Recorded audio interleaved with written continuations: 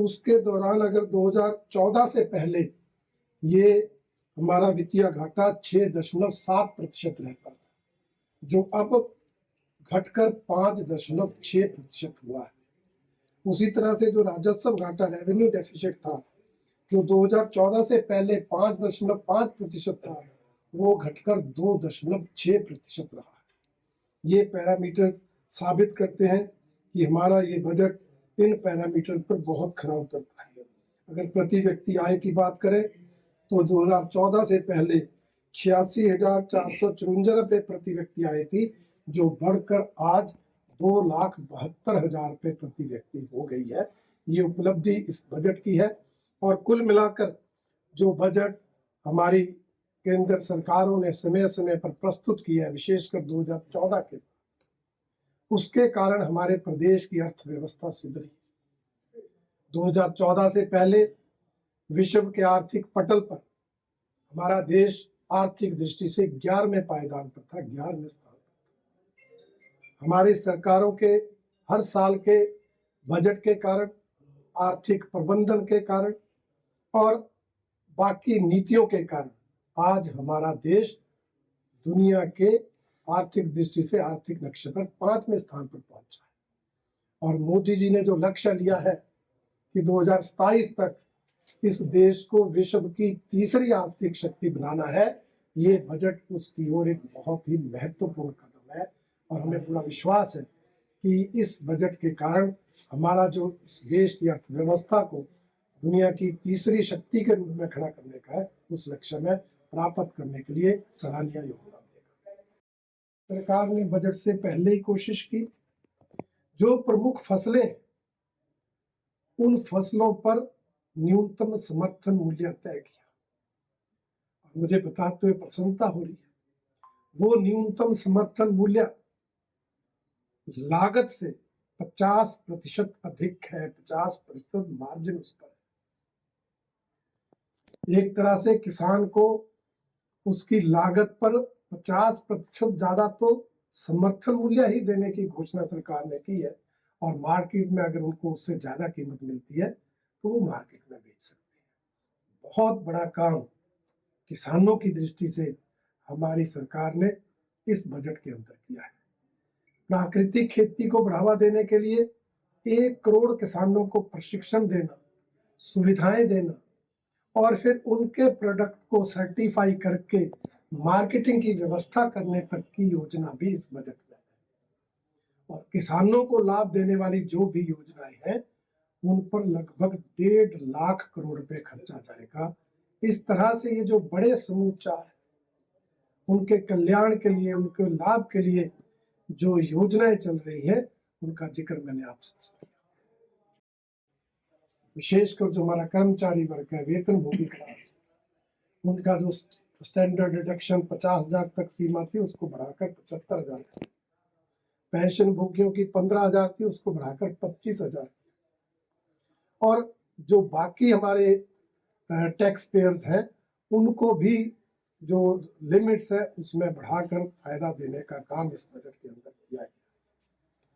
और इसके साथ साथ हमारा इंफ्रास्ट्रक्चर मजबूत हो, विकास हो, डेवलपमेंट हो, तो अधोसंरचना मजबूत करने के लिए भी हमारी सरकार ने इस बजट में विशेष बल दिया। 11,11,111 करोड़ रुपए का प्रावधान इस इंफ्रास्ट्रक्चर डेवलपमेंट हेड में किया गया, जिसके अंतर्गत पूरे देश में 4 लेन हो या अन्य जो हमारे हॉस्पिटल्स हैं, अन्य इंस्टीट्यूट, उनके भवनों का निर्माण हो, उस सब पर खर्च होगा। और इसमें से 10,352 करोड़ रुपए हिमाचल प्रदेश को मिलने वाले हैं।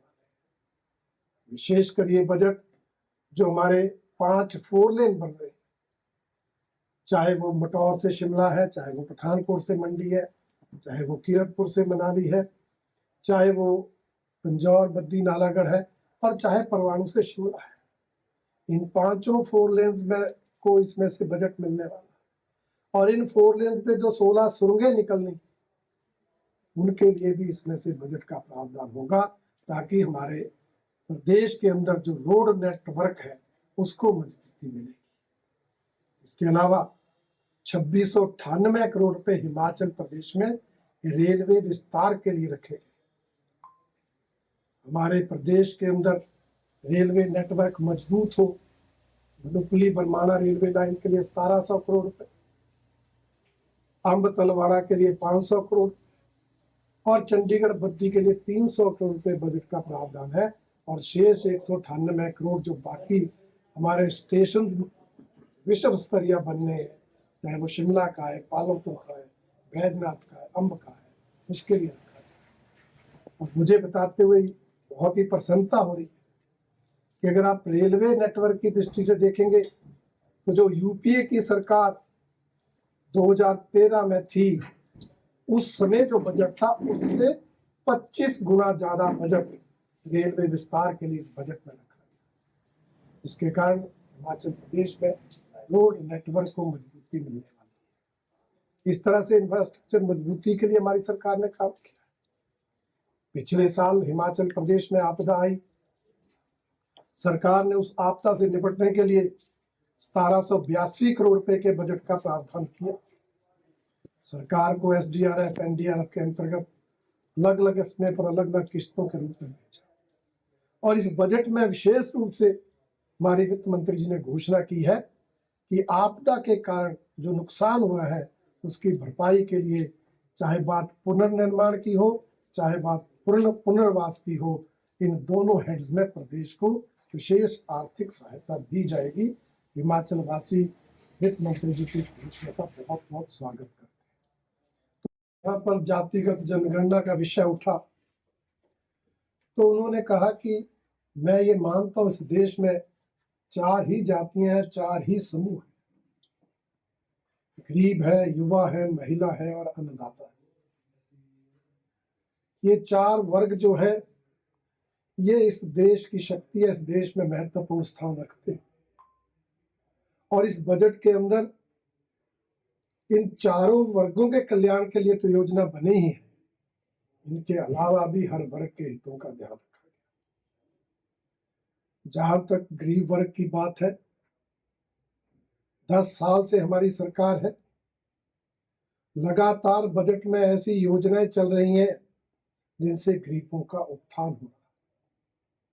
और मुझे बताते हुए प्रसन्नता हो रही है कि इन 10 सालों में हमारी सरकार की नीतियों के कारण 25 करोड़ गरीब जो हैं वो गरीबी रेखा से ऊपर आए।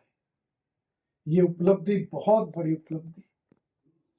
तो इस उपलब्धि दर्ज करने में जो भी योजनाएं गरीबों के लिए हमने आज तक चलाई हैं, उनको इस बजट में आगे बढ़ाने का प्रावधान किया गया है, लगातार जारी रखने की घोषणा की गई। विशेष रूप से जो हमारी प्रधानमंत्री गरीब अन्न कल्याण योजना है, जो कोरोना काल में शुरू हुई थी, देश के 80 करोड़ गरीब लोगों को हर महीने 5 किलो अनाज मुफ्त देना, उसको आने वाले 5 साल के लिए चलाना, ये प्रावधान इस बजट में किया है। जहां पिछले कार्यकाल में 4 करोड़ प्रधानमंत्री आवास योजना में मकान दिए गए थे, वहीं इस बजट में 3 करोड़ मकानों की व्यवस्था गरीब लोगों के लिए प्रधानमंत्री आवास योजना में और की गई। इन लोगों के उत्थान के लिए हमारी सरकार जो चला रही है उनको जारी रखा जाए। युवा वर्ग को रोजगार मिले, अपने पैरों पर खड़ा हो। तो जो मुद्रा योजना शुरू की थी, जिसमें ऋण की सीमा 10 लाख थी, उस ऋण की सीमा को बढ़ाकर 20 लाख रुपए किया गया। और इसके अलावा युवाओं को प्रशिक्षण देने की दृष्टि से आने वाले 5 साल में 2 करोड़ युवाओं को कौशल प्रशिक्षण देकर अपने पैरों पर खड़ा होने का जो है वो व्यवस्था की जाएगी, जिस दौरान उनको 5,000 प्रति महीने स्टाइपेंड देने की भी व्यवस्था रहेगी। कुल मिलाकर जो युवाओं को स्वरोजगार के लिए योजनाएं चली हैं, उन पर हमारी सरकार 2 लाख करोड़ रुपए खर्च करने वाली है, जो कि बहुत ही उल्लेखनीय है। इसी तरह से अगर महिलाओं की बात करें तो महिलाओं के लिए भी अनेक योजनाएं जो चलाई जा रही हैं उनको तो आगे कंटिन्यू रखेंगे, उनको तो आगे बढ़ाएंगे, परंतु आगे आने वाले समय में हमारी महिलाएं कोई संपत्ति खरीदती, कोई प्रॉपर्टी परचेज करती तो उसमें स्टैंप ड्यूटी में कमी की गई। कमी करने का प्रावधान इस बजट में किया गया है। और भी जो योजनाएं, चाहे वो ड्रोन दीदी योजना है, चाहे वो लखपति दीदी योजना है, उन सभी योजनाओं को इस बजट में जारी रखा जाएगा। अनेक योजनाएं हैं, उनका जिक्र एक प्रेस वार्ता में करना पॉसिबल नहीं होगा, परंतु महिलाओं को लाभ देने वाली योजनाओं पर इस बजट में 3 लाख करोड़ रुपए खर्चे जाएंगे, जो कि एक बहुत बड़ी उपलब्धि है। हमसे जुड़े रहने के लिए हमारे YouTube चैनल को सब्सक्राइब करें और नई वीडियो की नोटिफिकेशन के लिए बेल आइकॉन को दबाएं। अगर आप ये वीडियो Facebook पर देख रहे हैं तो लाइक जरूर करें और ज्यादा से ज्यादा शेयर करें। इसी तरह के और भी अपडेट्स के लिए फॉलो करें हमारा Instagram पेज himachal.ke।